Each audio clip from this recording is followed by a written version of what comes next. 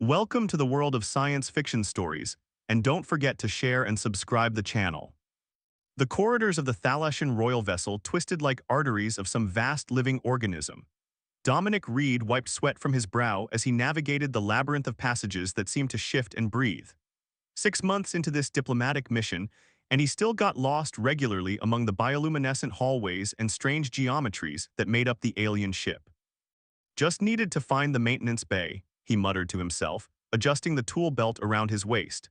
As the lone human engineer assigned to this interspecies exchange program, he'd been tasked with helping the Thalassians understand human technology while learning their advanced propulsion systems. Simple enough in theory, but not when the ship itself seemed determined to confuse him. The corridor ahead pulsed with a soft violet glow, the organic walls vibrating with an almost imperceptible hum. Different from the practical blue lighting of the engineering section. Dominic hesitated, then pressed on. The Thalassians hadn't explicitly forbidden him from any areas, though certain sections remained mysterious even after months aboard.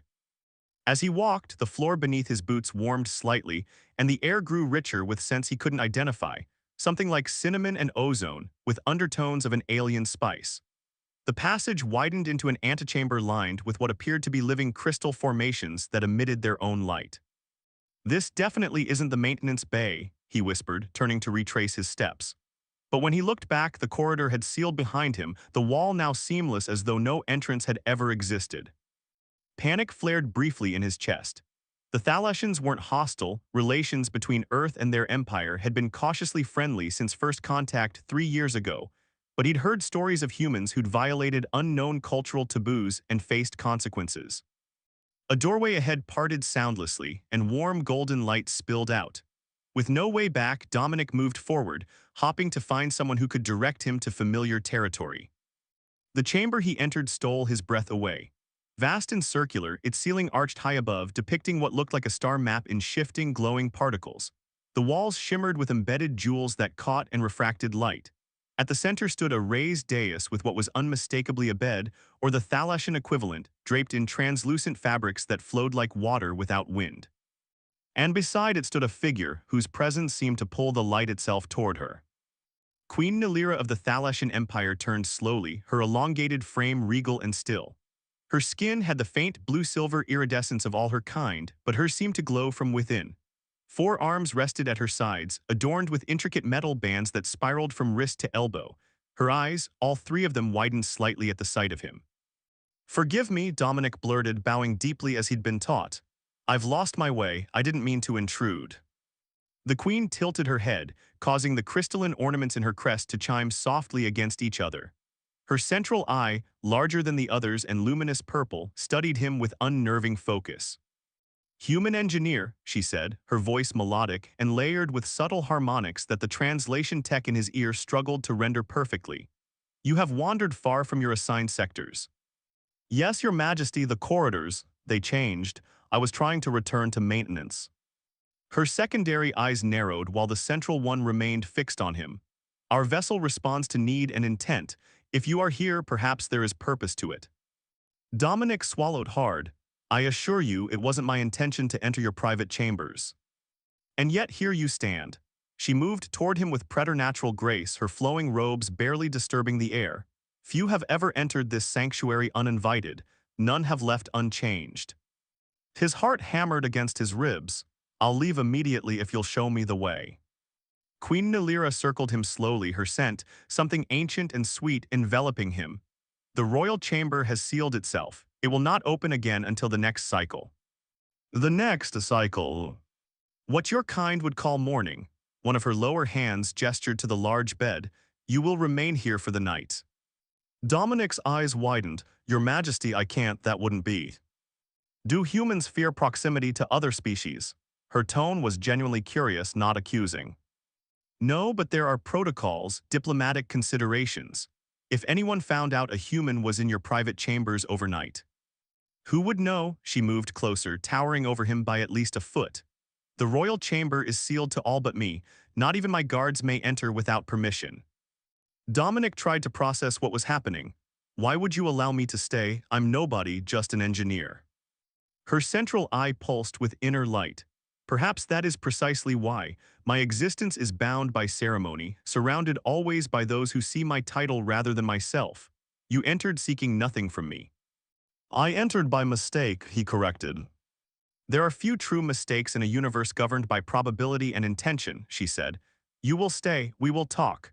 When the cycle changes, you will leave and none will know of your presence here. Part of him wanted to argue, to insist on finding another solution, but he recognized the tone of royal command. Besides, offending the queen of the species currently hosting Earth's first major interstellar diplomatic mission seemed unwise.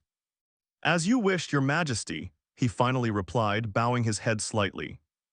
Nalira, she said unexpectedly, if we are to share this space until the next cycle, you will address me by name, not title. That would be inappropriate, he said automatically. Her lips curved in what might have been a smile. We crossed the boundary of appropriate the moment you entered my chamber. Why cling to formality now? Dominic ran a hand through his dark hair, trying to make sense of this surreal situation. Nalira then, I'm Dominic. Dominic, she repeated, the name sounding exotic in her multi-layered voice. Come, sit, tell me of Earth and the strange creatures who dwell there. I would know more of your world beyond the formal reports and diplomatic exchanges. As night fell in the artificial cycle of the great ship, Dominic found himself seated across from the queen of an alien empire, sharing stories of Earth while distant stars wheeled outside the vast viewing portal. And somewhere in the back of his mind, he wondered what consequences this night would bring when dawn finally arrived. The queen's chamber shifted as night deepened, the ceiling star map rotating slowly to mirror the actual cosmos beyond the ship's hull. Dominic sat cross-legged on a cushion that seemed to mold itself to his form, while Nalira reclined on an arrangement of pillows, her four arms in various states of repose. So you truly have only one governing body for your entire planet, she asked, her central eye gleaming with interest. Dominic laughed softly. Hardly. The United Earth Council just handles interstellar matters. We have hundreds of nations, thousands of local governments. Humans aren't great at agreeing on things. Fascinating, Nalira said, her voice resonating with genuine curiosity. The Thalassian Empire has known singular rule for 12 millennia. The concept of fractured governance is, she paused, searching for the word exotic. Some would call it inefficient, Dominic admitted. Perhaps, but there is strength in diversity of thought. She raised a hand, and a sphere of light appeared above them, displaying Earth from space. Such a small world to contain so much variety. Dominic watched her studying his homeworld. In the privacy of her chamber, away from the formality of diplomatic functions, Queen Nalira seemed different, more animated, less remote. The rigid posture that characterized her public appearances had softened, and occasional expressions flickered across her features. May I ask you something personal, he ventured. Her three eyes shifted to him. You may ask, I may choose not to answer. Is it lonely being queens? The question hung in the air between them. For a moment, Dominic feared he'd overstepped. Then Nalira's secondary eyes closed briefly while her central eye dimmed. Profoundly, she said simply, I am surrounded constantly yet perpetually isolated. Every interaction is calculated, every word measured. The crown separates as much as it elevates. The raw honesty in her voice caught him off guard. I'm sorry. Do not be, it is the nature of rule. She gestured with one of her upper arms and the room's lighting dimmed further, which is why this moment of irregularity holds appeal. Dominic shifted uncomfortably. About that, I really should find somewhere else to spend the night. The diplomatic implications if anyone found out. No one will find out, she interrupted, a hint of steel entering her tone. And you misunderstand my intent. I seek conversation, not scandal. I didn't mean to imply it. Yes, you did. A sound like distant wind chimes accompanied what he now recognized as her version of laughter. Your species projects its own cultural frameworks onto others. I've observed this in your diplomatic corps as well.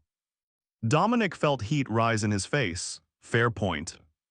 The chamber will remain sealed until the cycle changes, she continued. We have approximately 9 of your Earth hours remaining.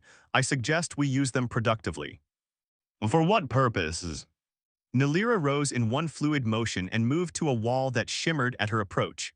Knowledge, understanding, the rarest of commodities between different worlds. The wall parted like water, revealing a hidden alcove. She removed something and returned to him. In her hands was a device he recognized, a standard human data tablet, though modified with Thalassian components. This contains the proposed revisions to the technology exchange protocol, she explained, activating the screen with a touch. Your ambassador Parker has presented them as beneficial to both our peoples. I would hear your assessment. Dominic stared at her in confusion. Me, I'm an engineer, not a diplomat or policy expert. Precisely. All three of her eyes focused on him with unsettling intensity. Diplomats craft words to serve agendas. Engineers deal in practical realities. Tell me what these provisions would actually mean for human technology integration with ours. Understanding dawned slowly.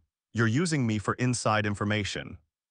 I am seeking clarity from someone without political motivation, she corrected. Is that objectionable? Dominic weighed his options carefully. Nothing in his contract prohibited discussing technical matters. He was part of the exchange program specifically to facilitate understanding between the species. And these weren't classified documents if they were part of diplomatic negotiations. I'll tell you what I know, he said finally, but I'd like something in return.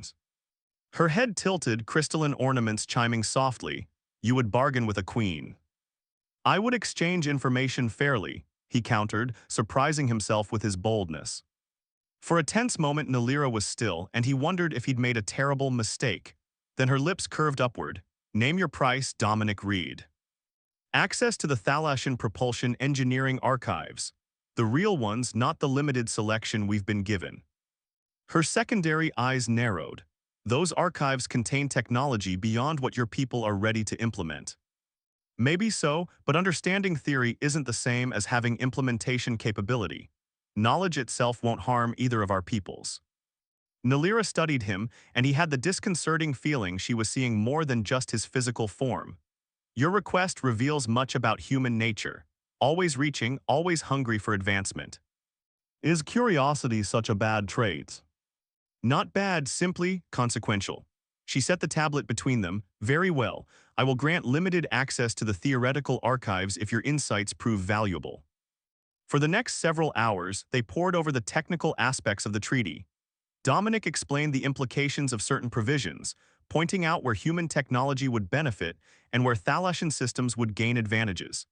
He was careful not to overstate Earth's capabilities while making clear where his people's ingenuity might lead given the right opportunities.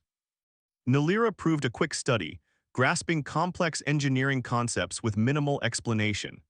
In turn, she clarified aspects of Thalashian technology that had mystified the human team for months. Your species approaches technology linearly, she observed as they finished discussing the final section. Ours develops in spirals, returning to foundational concepts with new perspectives. Different paths to similar destinations, Dominic suggested. Perhaps, she set the tablet aside. You have honored our bargain, I will arrange your access to the archives. Thank you, he stretched, suddenly aware of how long they'd been working. The star map above had rotated significantly, and his body reminded him it was well past his normal sleep cycle. Nalira noticed his fatigue. Humans require regular rest periods. I have kept you from yours. It's fine, this was important. Nevertheless, she gestured to the large bed that dominated the center of the chamber. Rest now, I require less sleep than your kind. Dominic hesitated. I can sleep here, he said, indicating the cushioned area where they'd been sitting. Unnecessary, the resting platform can accommodate both of us with ample separation. Before he could formulate another objection, a chime sounded, and Nalira's posture changed instantly, spine straightening, expression becoming impassive. She raised one hand and a portion of the wall shimmered to reveal what appeared to be a communication panel. Yes, she spoke, her voice now carrying the formal resonance he recognized from official functions. A voice responded in the Thalashian language, too complex for his translator to fully process. Nalira replied briefly, then ended the communication. What was that about? Dominic asked. A security alert, she answered, her manner now distant. A human life sign has been detected in an unauthorized section of the ship. They are searching for you. His stomach dropped. They know I'm here. They know you are missing from your assigned quarters. They do not know your location. She moved to the center of the room. All traces of their earlier camaraderie vanished. This complicates matters. I should go, he said, standing quickly. If I can explain, I got lost. The chamber remains sealed until the cycle changes, she reminded him. But more importantly, your presence here must remain unknown. The political implications would be significant. Then what do we do? Nalira was silent for a moment, her central eye pulsing with inner light as she considered. We wait. When the search moves to other sectors, I will create a diversion that allows you to return to appropriate areas without detection. And if they come here? None would dare enter the royal chamber without explicit permission, she said with absolute certainty. Not even in search of a missing human. Dominic wasn't reassured, so we're just trapped here together until morning. Not trapped, she corrected, protected, and perhaps this development serves our interests. How exactly? Nalira moved closer, her scent, like electrical storms and ancient spices, enveloping him. Now we have reason to continue our conversation, to learn what else might benefit from direct exchange without diplomatic filters. As the search for the missing human engineer continued throughout the vast ship, Dominic realized the night's unexpected turn had placed him in a position no other human had experienced. Alone with the most powerful Thalashan in existence, engaged in an exchange of knowledge and perspectives that could reshape relations between their species. And as Nalira's eyes studied him with growing interest, he couldn't shake the feeling that she had orchestrated this situation from the moment he stepped into her chamber. Hours passed as Dominic and Queen Nalira remained in her sealed chambers. The search for him had intensified, then gradually quieted, moving to distant sections of the massive vessel. They had settled into an uneasy coexistence, the human engineer and the alien sovereign separated by species and station, yet united by circumstance. They've moved to the lower quadrants, Nalira announced, her central eye dimming slightly as she accessed the ship's security network. Your colleagues are quite persistent. Dominic ran a hand through his disheveled hair. They're probably worried. Humans going missing on alien vessels tends to create diplomatic incidents. Yet here you are perfectly safe, she gestured to the lavish surroundings, though admittedly in unusual accommodations. The room had adjusted its environmental settings throughout their time together, maintaining a perfect balance between what would comfort a human and what suited Thalashan physiology. The air carried a slight charge that made the fine hairs on Dominic's arms stand up, while the ambient temperature fluctuated in subtle waves that somehow felt natural. I should rest, he finally admitted, fatigue weighing heavily on him. It had been nearly 20 hours since he'd last slept. If I'm going to think clearly about how to handle this situation in the morning. Nalira nodded, moving toward the grand bed. With a fluid gesture of her lower arms, the shimmering canopy parted. You will find the sleeping surface adapts to your body's requirements. Dominic approached hesitantly, and where will you? I will rest here as well, she said matter-of-factly. As I told you, I require less sleep than humans, but I do require some. The resting platform is designed for multiple occupants. He paused, uncertain. That seems inappropriate. By whose standards? Her secondary eyes narrowed slightly. Not Thalashan ones. Is this another human cultural projection?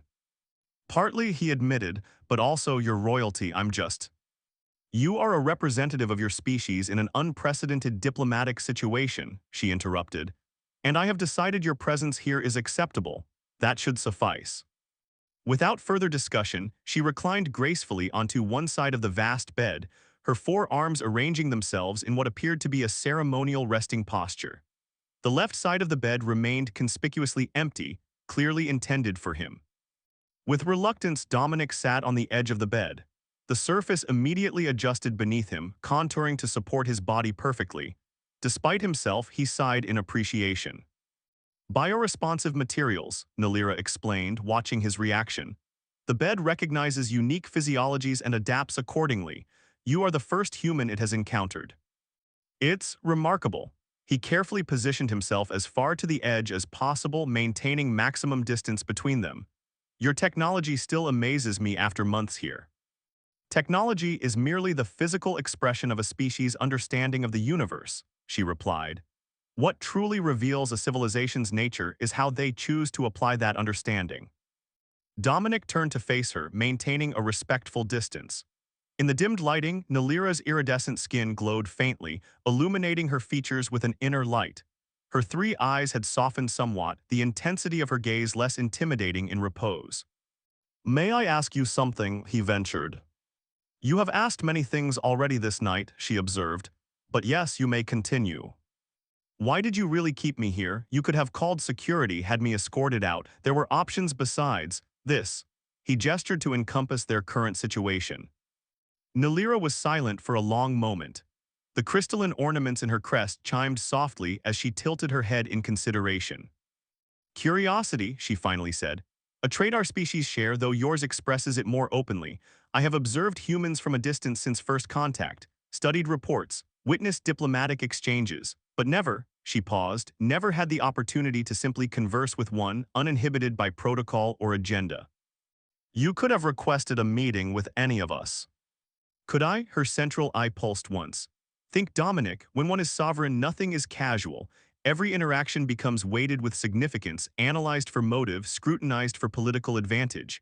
Your accidental arrival offered something rare, spontaneity. The honesty in her voice struck him. For all her power, Nalira was as constrained by her position as she was elevated by it. It must be difficult, he said softly, never being just yourself. The concept of a private self separate from one's role is very human, she replied. Thalassians view identity differently. I am not a person who happens to be queen. I am Queen Nalira, the embodiment of 12,000 years of continuous rule. That sounds lonely, he observed, echoing their earlier conversation.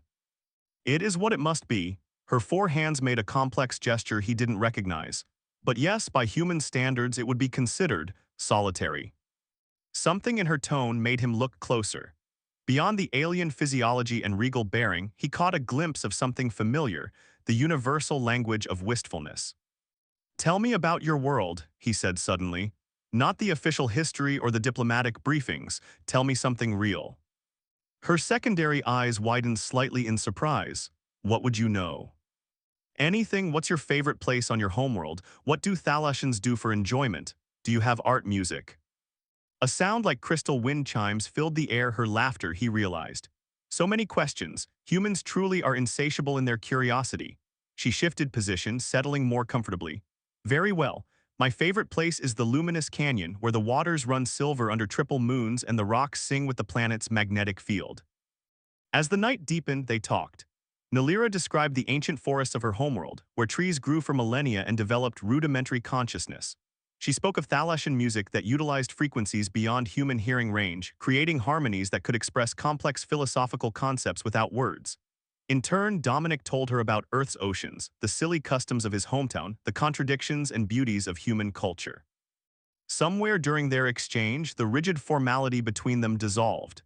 Distance was maintained physically, but a different kind of proximity grew, one of understanding, of shared perspective despite their profound differences. Your species fascinates me, Nalira admitted as their conversation lulled. So young, so quick to change, Thalassians evolved deliberately over centuries, humans transform overnight. That adaptability has kept us alive, Dominic responded, though it also gets us into trouble sometimes. Like wandering into a queen's private chamber, her tone carried what he now recognized as teasing. Exactly like that, he smiled despite himself. The absurdity of his situation struck him anew. No one back on Earth would believe this. Then perhaps it is good that some experiences remain private, she said, her central eye dimming slightly. Not everything must be shared, even between allies. The implication was clear. What was happening between them transcended normal diplomatic relations. They had entered territory unmapped by either of their species. Will this change anything? He asked quietly. Beyond tonight, I mean. Nalira's gaze became distant. All interactions change something, Dominic. The universe is altered when two atomic particles meet, even briefly. How much more so when two sentient beings from different worlds share thoughts? Her perspective made him pause. I suppose you're right. Rest now, she said, noticing his increasingly heavy eyelids. The cycle will change soon enough and decisions will need to be made. As Dominic finally surrendered to exhaustion, drifting toward sleep on the strange alien bed, he was acutely aware of Nalira beside him. Not quite alien anymore, yet never truly familiar. Something was shifting between their species, something beginning with this accidental encounter that now seemed less and less like an accident. His last thought before unconsciousness claimed him was that history often turned on such small moments. A wrong turn, a sealed door, a night of conversation between unlikely companions. Whatever came next, nothing would be quite the same again. In the dim light of the royal chamber, Queen Nalira watched the human sleep, her three eyes observing the rise and fall of his chest, the strange vulnerability of his dreaming face. For the first time in centuries, something unpredicted had entered her carefully ordered existence. And despite all protocol and precedent, she found herself reluctant for morning to come. Dominic awoke to a soft, pulsing glow emanating from the ceiling. For a disorienting moment, he forgot where he was, imagining himself back in his modest quarters in the human section of the ship. Then reality rushed back. He was in Queen Nalira's royal chamber, had spent the entire night talking with her, sleeping near her. He sat up quickly, scanning the room. Nalira stood by a large viewing portal, her tall silhouette outlined against the backdrop of distant stars. All four of her arms were engaged in a complex series of gestures over a control panel that appeared to be made of living light. "The cycle changes," she said without turning, "morning by ship's time." Dominic swung his legs over the edge of the bed, running a hand through his hair in a futile attempt to make himself presentable. "Has the search for me continued?" "It has intensified," she replied, her voice carrying that formal resonance he'd come to recognize as her public tone. "Your ambassador Parker has requested an emergency meeting with the diplomatic council." His stomach dropped. "That's not good." Indeed, she turned to face him, and he was struck by the change in her demeanor. Gone was the curious, almost warm presence from their night of conversation. Queen Nalira had returned, regal and remote. "We must decide how to proceed." Dominic stood, straightening his rumpled uniform as best he could. "I should return to my quarters, explain that I got lost in the ship's corridors." A simple explanation, but insufficient. Her central eye pulsed with inner light. Questions would follow. How did you evade detection for a full cycle? Where did you rest? What did you learn during your unauthorized exploration? He hadn't considered those complications. "What do you suggest?" Nalira moved toward him, her movements fluid yet precisely controlled. "There are two paths before us. The first, I return you secretly to your quarters through passages known only to me. You claim illness kept you in your room, sensors malfunctioned, a diplomatic fiction that preserves the status quo." "And the second?" "We acknowledge what has happened." Her three eyes fixed on him with unnerving focus. "Not all details, but the essential truth that we have had direct communication, unmediated by diplomatic filters." Dominic considered the implications of both options. The first seems safer. Safer, yes, but perhaps a missed opportunity. She moved closer, her scent like ozone and ancient spices enveloping him. "What occurred between us last night was unprecedented." Dominic Reed, a human and the Thalashan sovereign speaking as equals, sharing perspectives directly. "I'm not sure equals is the right word," he said with a wry smile. "In status, no, but in the exchange of ideas." Her secondary eyes narrowed slightly. "There is potential here beyond conventional diplomatic channels." Dominic realized she was proposing something radical. "You want to use this incident to create a new kind of relationship between our species." Innovation often arises from unexpected circumstances. Her lower hands made a gesture he now recognized as affirmation. "Your presence in my chamber violated protocol, yet the result was more genuine understanding than months of formal negotiations have produced." Before he could respond, a series of urgent tones sounded from the control panel. Nalira turned, her posture stiffening as she reviewed the information. "The human delegation has formally requested permission to search all sections of the vessel, including royal areas." Her voice had gone completely flat. A significant diplomatic escalation. Dominic winced. They must be truly worried. Then a realization struck him. "Wait, how long was I asleep?" "Nearly 7 of your Earth hours." 7? He stared at her in shock. "The search has been going on all that time. Why didn't you wake me?" Her central eye dimmed slightly. "You required rest, and I required time to consider possibilities." The implication sent a chill through him. "You deliberately prolonged this situation." "I extended an opportunity," she corrected, "for both our species." Before Dominic could process the manipulation, another alert sounded. Nalira's posture changed subtly as she reviewed the new information. "Ambassador Parker has invoked the emergency protocols," she announced. "They believe you have been detained against your will." That's absurd, he protested. I need to contact them immediately. You will. She moved to the center of the chamber, her robes flowing around her like liquid silver. But first, we must decide on our course, the diplomatic fiction or a new path. Dominic weighed the options quickly. The diplomatic fiction would resolve the immediate crisis but maintain the status quo, humans and Thalassians continuing their careful, distant dance of half-truths and controlled exchanges. The alternative was riskier but offered something genuine. What exactly are you proposing? He asked. A direct channel, she replied, between myself and selected human representatives, unfiltered by traditional diplomatic constraints, beginning with you. Me, I'm an engineer, not a diplomat. Precisely why you are suitable. Her four hands made an elegant gesture that encompassed the chamber. Last night proved the value of technical knowledge paired with cultural understanding. You bridge those worlds. The offer was both flattering and terrifying. The diplomatic corps would never allow it. They need not allow what a sovereign decides, she said simply, unless your people wish to reject such an opportunity.